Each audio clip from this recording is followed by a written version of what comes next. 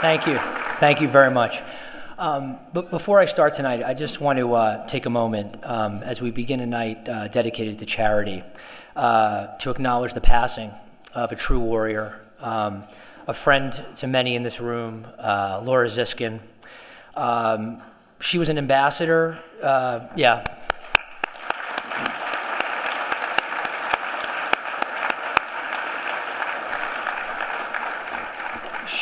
She was an ambassador to the fight against cancer, of course, and Mark and I would be honored if we accomplish half of what she did here in our fight against epilepsy. So I just wanted to acknowledge her tonight. Thank you.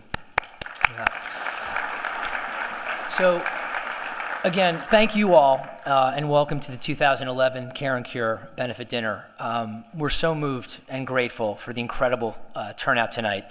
None of this would be possible without the support from all of you, our numerous sponsors, and our honoree, my dear friend, Brian Lord. Thank you so much.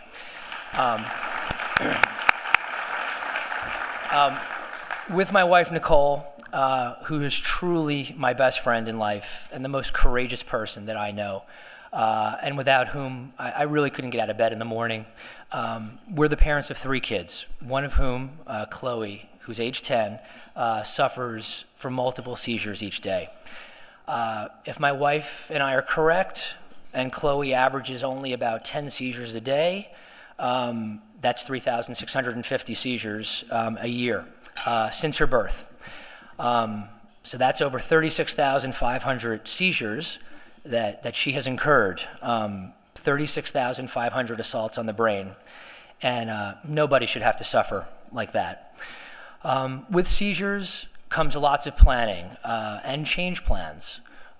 Every time there's a family outing scheduled, whether it's to a restaurant, the park, or a family friend's birthday, medical supplies need to be in hand. A change of clothes is absolutely a requirement. For those epileptics that are tube-fed, like Chloe, liquefied food needs to be prepared and stored before departure. So there's always a lot of pre-planning that's required. But the best laid plans often fail. Just when it's safe to go out, a big seizure can strike. You start asking yourself as a parent, is the entire event in question scratched? Do you cancel it? Do you leave her other siblings frustrated on many levels? Does Nicole take the other kids while I stay at home? All these questions come. Divide and conquer is kind of the theory. Maybe that's the answer. But then is that fair to Chloe? So many questions and so few, if any, satisfying answers. Living with an epileptic requires extraordinary amount of patience and flexibility from the whole family, neither of which comes easily. And that's another reason why we need to eradicate these seizures. Now, since I'm a dad of a child with epilepsy, it's very easy for me to talk about the condition and assume that everyone knows exactly what I'm talking about, when in reality, I'm sure there are many of you who don't know exactly what a seizure is. So just very briefly, I'll give you an overview of what it is so that the rest of the evening has a context. Epilepsy is a brain disorder. It involves repeated seizures. Now, there are many different types of seizures, but at their root, seizures derive from the abnormal functioning of the brain's nerve cells. Simply put, when we think and we feel and we act, our brain cells communicate with one another. It's a very organized communication. When you have epilepsy, the organized pattern of brain cell communication becomes extremely disorganized. The result can be the abnormal postures, motions, or convulsions that you sometimes see, and these are the seizures. You don't want seizures. They're catastrophic insults to the brain.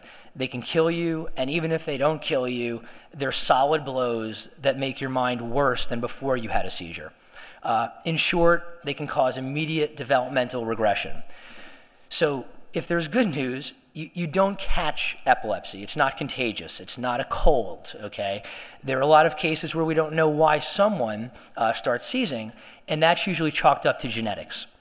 But when they are diagnosed, the frequent causes are brain tumors, head traumas, meningitis, and what happened in our case, an in utero fetal maternal injury. And I'm sure we've all been reading some recent cases about boxers and football players and war veterans who are complaining of seizures. Now you have a context of why. So let's get down to some facts. In the US, there are 3 million Americans, okay? 60 million people worldwide who suffer from epilepsy. Now that's more than the aggregate number of people who suffer from the following: cerebral palsy, muscular dystrophy, MS, and Parkinson's combined. So it's a big number. Of these 3 million, roughly 50% are fortunate enough to basically have their seizures controlled, they don't take medicine, and they live pretty much a functional life. The other 25% are on anti-epileptic medications and may experience some seizures. Most likely, their quality of life is compromised in some capacity. They're feeling the effects of the medicines that they're on, and they are probably having some reoccurring seizures. The other 25%, and that's where my daughter Chloe lies, they struggle with basic daily activities. Many have trouble walking, talking, feeding as a result of the seizures. So adding to this crisis is a huge, huge reluctance on the part of those who have seizures to actually talk about it. After all, if you think for a moment, who wants to admit that you're at the barbecue or the board meeting and you start telling your boss or your colleagues, hey, I might start foaming at the mouth and hit the deck and start convulsing. It's just not something you're comfortable saying. So you also can lose bladder control. So you're not going to say, don't worry, I'll see you tomorrow. You're going to be hesitant to come out and talk about it. So this reluctance to speak about epilepsy, it affects a self-fulfilling prophecy. So this lack of information and debate leads to a societal stigma and a prejudice, frankly. And this pattern continues and it grows, and it's not good. So with all these people suffering and with all of the harm that we know the seizures cause, at least we have the epilepsy medical specialists, right? Well, no, we don't. And that's an irony that I still can't get over. As Mark alluded to when he was speaking earlier, at the absolute core of what tonight is the doctors.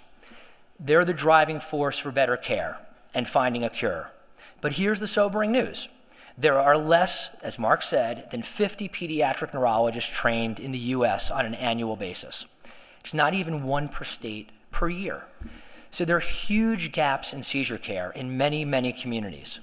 A child suffering from epilepsy may have no choice but to go to the local ER, where there's most likely not going to be a doctor with an expertise in neurology. In the triage mode that we all know ERs operate in, doctors will typically give a patient some old-fashioned, fast-acting, traditional anti-seizure medication. Even if it works in stopping the seizures, most of these medications they'll typically put a patient in a semi-zombie-like state. So all this begs the question, why the scarcity of qualified neurologists? And the answer is simply money and time. And I'll explain it this way. On the money side, just think of it. There are two ways of classifying medical procedures. You can have a procedural care and clinical care. Procedural care is what you probably think it means. Surgeries, oncology, Botox. Okay, there you go. Big bucks.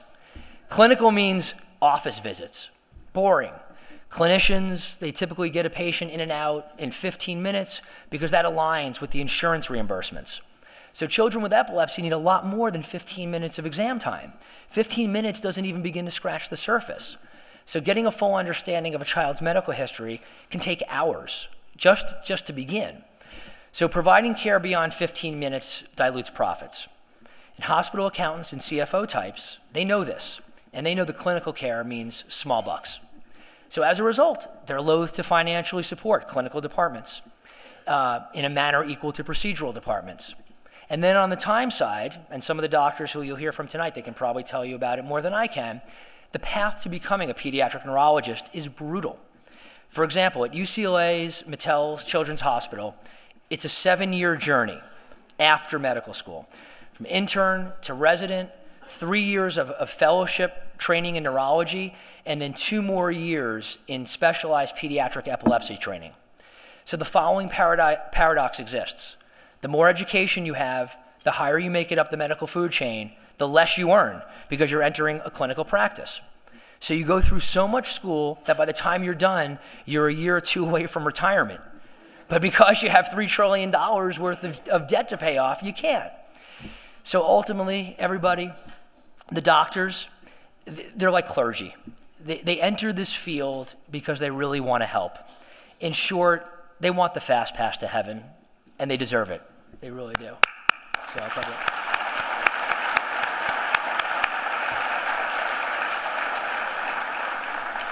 So because neither the federal or state governments are helping so much, nor the hospitals helping so much, we at the EFGLA, we've stepped in to try and fill the void that exists.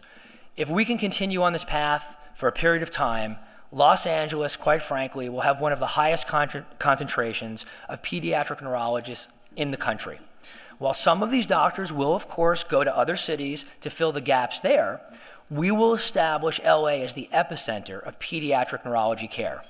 We will be able to address the care needs of the community, which is first and foremost, and thus be able to focus on the critical next step, the cure.